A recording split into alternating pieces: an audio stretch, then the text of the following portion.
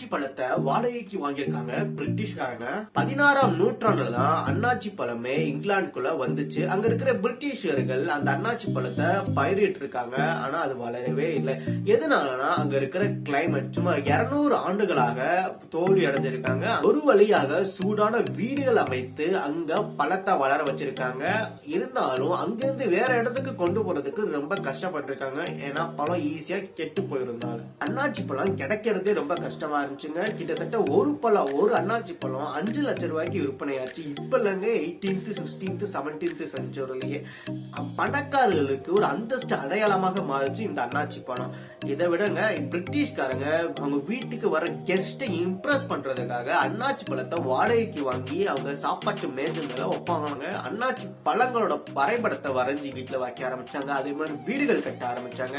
அண்ணாச்சி பழம் ஆங்கில இலக்கியத்துல நிறைய இடம் பெற்றிருக்குங்க. அண்ணாச்சி பழம் பிடிக்கிற ஃப்ரெண்டுக்கு மறக்காம ஷேர் பண்ணிவிட்டு உங்களோட தாட்ஸ் என்னன்னு கமெண்ட் பண்ணுங்க.